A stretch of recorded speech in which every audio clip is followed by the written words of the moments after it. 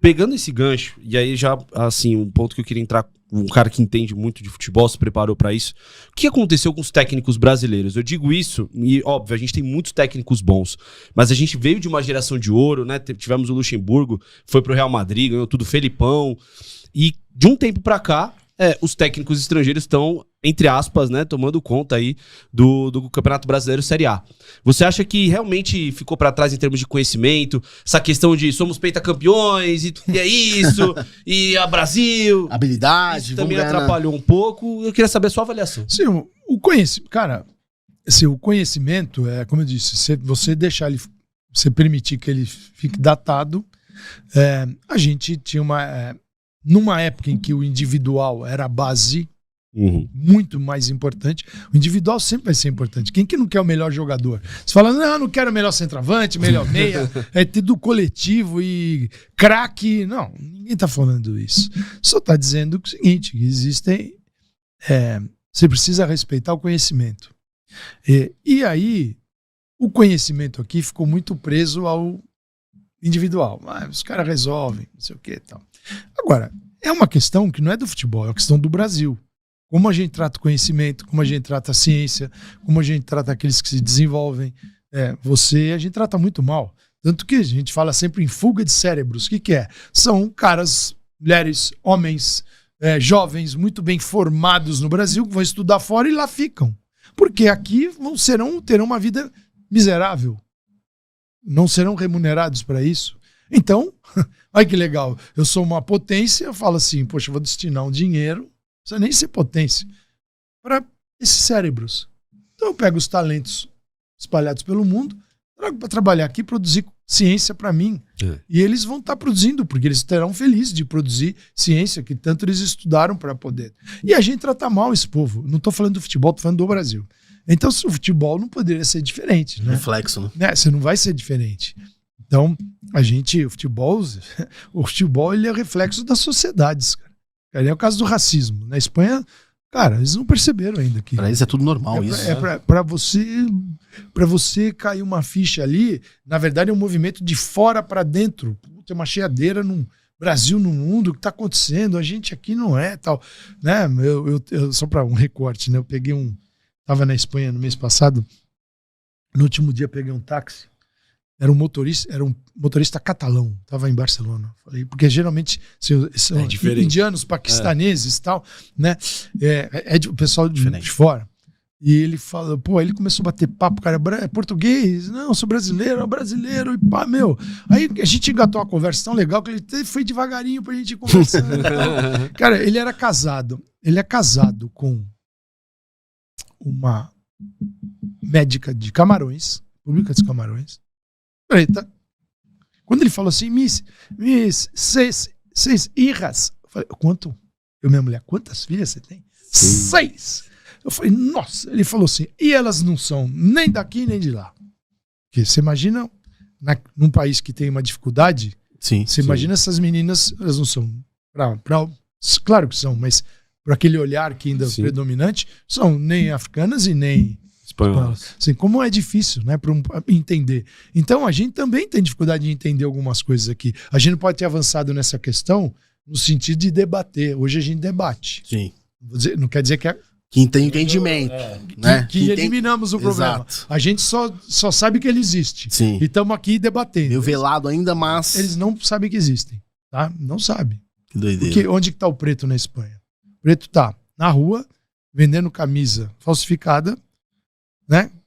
Pronto para sair correndo quando vem a polícia. O rapa de lá. E é legal, ele já tem um formato que o cara pega, puxa assim, ele já faz o saco e ele sai correndo. Então, cara, olha a visão, né? Como é difícil, cara. A gente entender o mundo não é fácil. Você tem as identidades locais. E a gente não entende essa questão do conhecimento. A gente avançou em outras que eles não avançaram. A gente é muito avançado em automação de banco. Porra, o que é o Pix pro mundo? Os caras ficam olhando assim, sabe o que tá falando. Essa menina fala, nossa, como é que pode um negócio A gente tem inovações, nós somos um país que tem inovação, que tem cientistas, que tem gente com muito conhecimento, mas a gente trata muito mal essas pessoas. Então, Os treinadores é um caso desse. Para dar essa volta no mundo, né? O mundo evoluiu aqui e a gente... 5 estrelas. E o tempo passando. Os nossos cursos ainda são ruins, perto da UEFA, porque assim, o grande salto na Europa é quando a UEFA passa a exigir os cursos, as licenças para você dirigir. Gosto sempre de citar. Zidane passou... O Zidane foi para o Real Madrid B,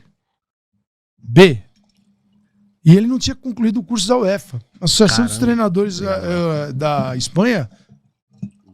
Barro. Zidane vai terminar o curso, depois ele vai ser... Estamos falando de Zidane. Zidane. Dane-se, né? Zidane, tá bom. Tá bom, eu sou o Pelé. O que fez aqui a CBF?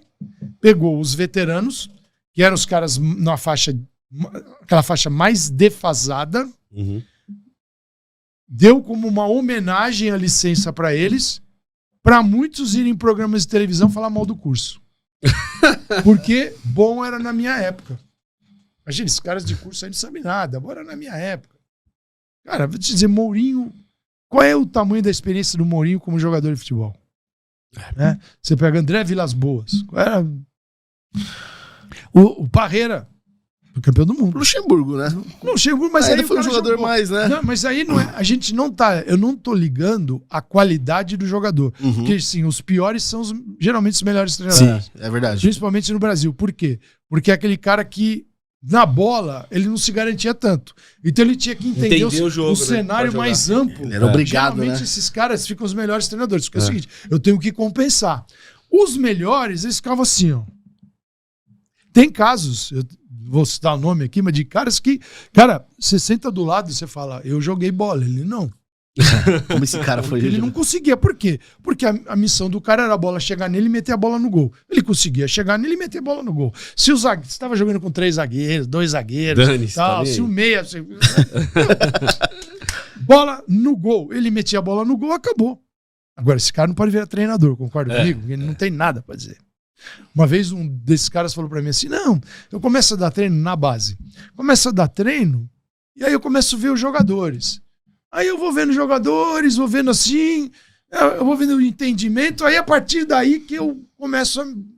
Tá bom, é um método. É um caminho. Eu vejo entendimento. Se vocês dois, Flaco Lopes e Vitor Roque. Não, pô, até que enfim, né? Ao invés de separados, eles estão juntos. Sim. Né? O treinador tem que ver isso. Sim.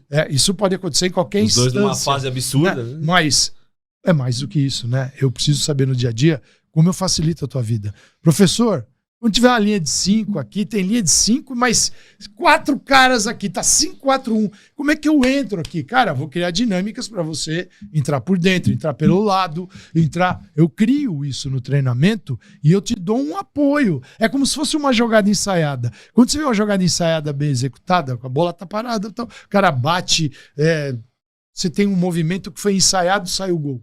Tá bom. E por que não com a bola rolando? Sim. A bola rolando. Você cria situações do jogo que você pode usar. Não é confinar o jogador a um pensamento de fora do campo, é apenas dizer para ele, olha, eu estou aqui. Eu consigo desenvolver isso. Porque assim, o que a gente no Brasil acostumou? Né? Como a gente troca treinador todo dia, o que é um treinador? É um cara que escala diferente do outro que estava no cargo. No Brasil. E às vezes melhora, aquele um mês fica melhor e o cara... mas tem estudo, sim, tem um estudo espanhol bem legal que mostrava que você saía daqui, vinha aqui e com o tempo você voltava para o mesmo lugar, com as trocas. Eu tenho um livro que tem isso. Mas o que é? Você espera que o cara escale diferente. Então você pensa que ele tem ideia diferente. Você agora tá de zagueiro, mas vou te pôr de ala, porque... Nossa, e o treinamento? Não existe. Não existe treinamento. O outro não treinava, você não treina também, você só fica escalando diferente. Cara, como é que você vai desenvolver treinador nesse sistema? Jogando todo dia, não tendo tempo para treinar. Recuperar. Porque, porra, o que é o jogo? É o resumo do resumo do resumo, né? Sim. Que... Se eu vou resumir, só para dar uma ideia, mas você tem a organização ofensiva, o time está lá, organizado ofensivamente. Tá. Você tem a organização defensiva, aqui atrás. Né? Você tem a transição ofensiva, quando você recupera a bola, você está em transição ofensiva. Você recuperou a tua bola e agora você vai atacar, transição. E o mesmo quando você perde. Você já te falei quatro situações que você tem que treinar. E tem bola parada, quinta. Uhum. Cara, como é que com 2 dias de diferença de um jogo pro outro, às vezes jogando 2 meses assim, eu treino essas 5 situações de jogo e a sua... Né? E como ela se distribui ao longo da partida, como é que eu vou treinar uma transição? Eu vou treinar jogadores, só eu teria que passar a semana treinando, todo dia. Como é que eu treino? E jogadores bola diferentes parada, uns dos outros. Aí uns dos outros, sai, aí que se machuca, aí o cara vem e vende seu jogador. Então, assim, como é que. Eu tô resumindo, mas cada uma dessas 5 situações, ela tem subdivisões super importantes. Né? Mas não vamos ficar aqui falando isso. Cara, como é que eu desenvolvo isso? Se eu não sou treinador de verdade, se eu não conheço essas situações, se eu não tenho repertório de treinamento para desenvolvê-las, e eu sou criado apenas no... Vamos. Sim, joguei no domingo, na segunda os caras estão quebrados, na terça deveria ser dia de folga, porque é quando você está mais ferrado, mas na terça eu preciso te preparar para jogar na quarta. E aí, então, uma viagem no meio. Então eu não te preparo. Se eu forçar o teu treino na terça, você anda em campo na quarta. Aí na quinta na quarta você viajou, na quinta você viajou de volta, você tem a sexta, que também não vai forçar porque o cara tá jogando já na sequência, e no sábado você faz o que pode. Aí é o seguinte, aí eu quero como é que se desenvolve treinador assim. Mas o Abel já falou isso. Aí você tem os melhores. Que falou assim, eu sou no Brasil um treinador muito melhor do que eu era. Claro, ele desenvolveu a carreira com um significado esportivo enorme aqui no Brasil, porque dirige uma potência, ganhou grandes títulos, mas aqui ele convive com jogar um dia no calor extremo e jogar no frio no domingo. País continental. Viajar assim... Numa semana, num período que você tem um jogo de Copa do Brasil, Libertadores e Brasileiro, viajar 15 mil quilômetros, porque todo torneio no Brasil é continental. Já pra Fortaleza. Copa do Brasil é continental, você vai pra Fortaleza. O Real Madrid todo dia foi de 6 mil quilômetros pro Cazaquistão. Eu falo, gente, 6 mil quilômetros já acharam um absurdo. É uma semana aqui, é 3 dias do Palmeiras. Segunda a domingo. Você vai do Porto, você é o Grêmio, vai jogar em Fortaleza. A viagem é curta, a vida está. Aí de lá você volta, tem um jogo em casa, depois você vai viajar para jogar Libertadores. Guayaquil. Cara, e aí, como é que faz? Então a gente teria que ter a melhor preparação do mundo para os maiores desafios do mundo. Sim. E ainda é capaz de ser jogado 4 mil metros de altitude, tá? Perfeito. Nessa brincadeira. Né? E aí, o que a gente deveria ser, nós deveríamos ser os melhores. E nós não somos. E aí a gente fica... 5 estrelas. Cara, desculpa.